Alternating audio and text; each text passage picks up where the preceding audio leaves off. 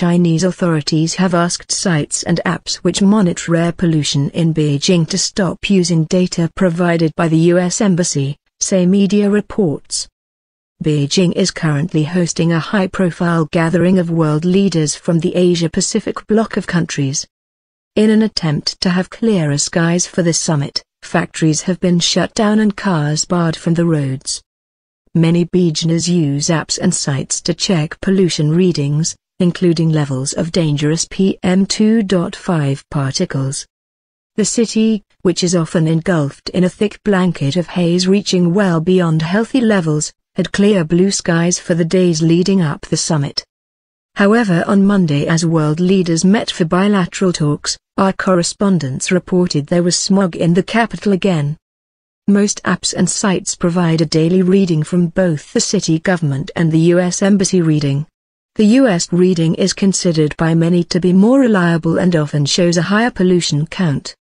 BeijingAir.com posted a notice on its website saying it had received instructions from authorities saying that this month's air quality readings will be based only on what is released by the Beijing Environmental Protection Bureau.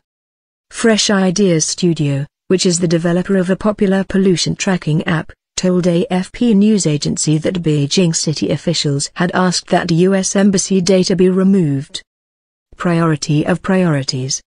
The gathering of the Asia-Pacific Economic Cooperation, APEC, bloc of 21 nations along the Pacific Rim includes U.S. President Barack Obama and Russian leader Vladimir Putin. Ahead of the important event, Chinese authorities took measures to make sure the air would be clear. Factories in and around Beijing were shut and car use was limited. Even the burning of clothes for deceased loved ones, a Chinese traditional practice to provide for them in afterlife, was banned for the days before, during and after APEC. Vice Premier Zhang Aoli had said prior to the event that cleaning up the air was the priority of priorities, according to Chinese state media agency Xinhua News. On Monday, in his opening remarks for APEC, Chinese leader Xi Jinping even acknowledged the air quality problem, saying, "These days the first thing I do in the morning is to check the air quality in Beijing, hoping that the smog won't be too bad so that our distinguished guests will be more comfortable while you are here. My hope is that every day we will see a blue sky, green mountains and clear rivers," he added.